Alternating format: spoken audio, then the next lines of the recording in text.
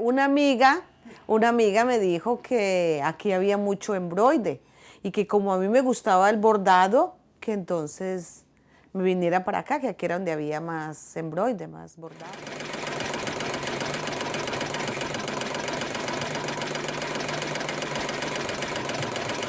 If they go, but they still have to actually start with my grandfather.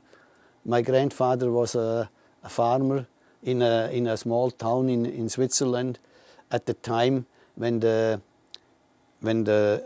what you call the mechanic revolution started. You know, when everybody, and before that, in the area, the women would make embroidery by hand. They invented the hand loom machine, the hand embroidery machine, which actually duplicated the hand stitching, 100% duplicated.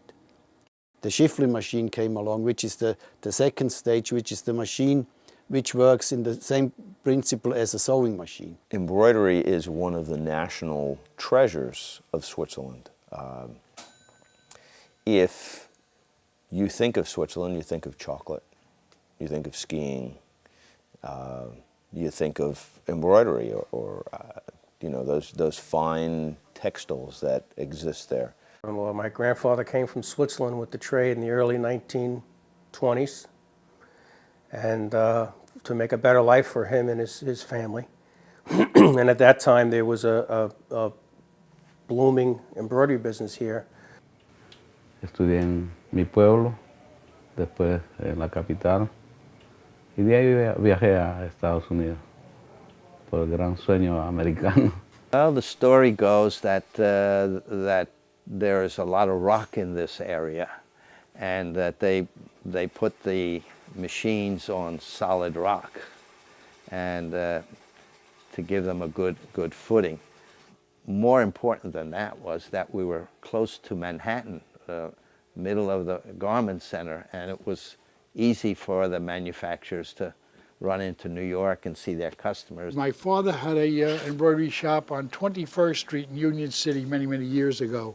At that time I was in high school, and of course you worked after school for a few hours, and I started to learn my trade as an apprentice there. This area was so well known for manufacturing embroidery.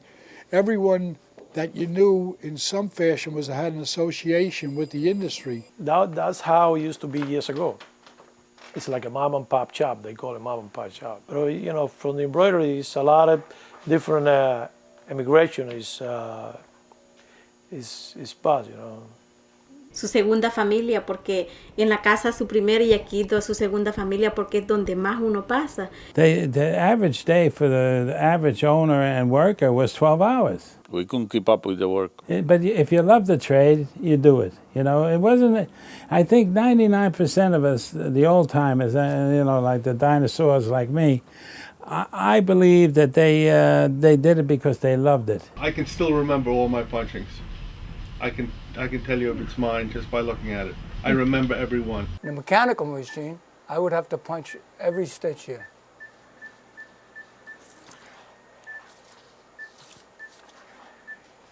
You see it here? Can you see it? Is that right? All right, now. Entonces que en la otra acá se envuelta con la barra para apretar la tela. Ahí no, ahí tú la programas y solamente aprieta el botón y ya. Y queda más. Yo trabajo solo allá. We old timers have always felt that embroidery should look not perfect. It should look like Grandma made it up in the attic with a needle. Well, they still look upon it as almost handmade. And it is a cottage industry. It is, even though it is a machine, you are still individually, each needle is stitching a thread onto a fabric. But invariably, everybody did have a specialty. They would have a niche. There's a neighbor we have next door that only does military patches, and that's her niche. That was her parents' niche as well. That was where they developed their specialty.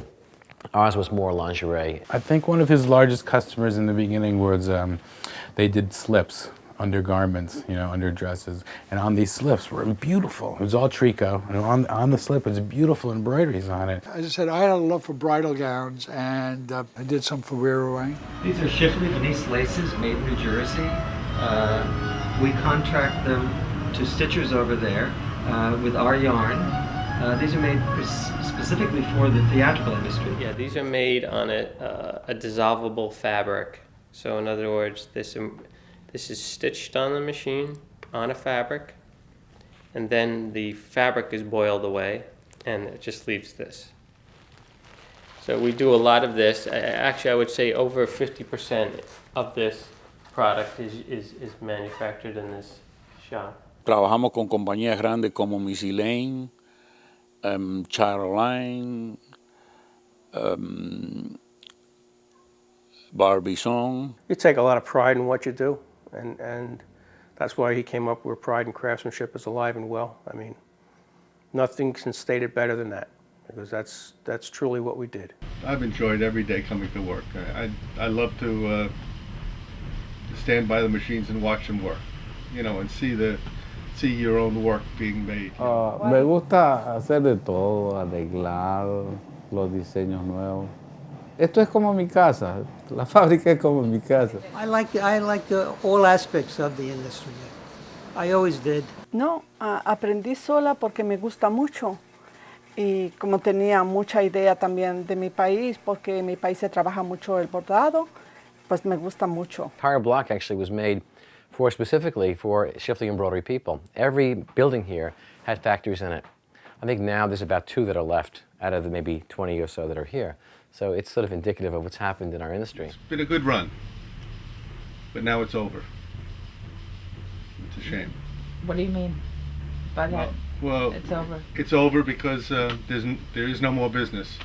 It's all gone to India and to different countries all over the world. This is a global society now, and help is cheaper elsewhere. I could be working. I mean, I could get work as a doing this in China. I mean, that's been offered to me, and you know, but I don't want to live in China. Yeah, I mean, I would love to teach someone. I mean, 45 years of experience, and why not? You know, I mean, at my age and my time in the industry, I would love to pass that on. They passed it on to me, and I would love to pass it on to someone else. But the way the industry is going, you know, I'd be hurting anybody to pass anything on to them. We don't know if there's going to be an industry here. Well, the way that it is, I able to stay. You know, I don't produce. I don't make the money that I used to make. Right now, I just play survivor. You know, to stay around and make some money and a little bit of money, and you know, it is a stay the way it is. I probably, you know, kind of stay a little bit longer. But if it gets worse, that I think it's probably going to get worse, I have to close the door.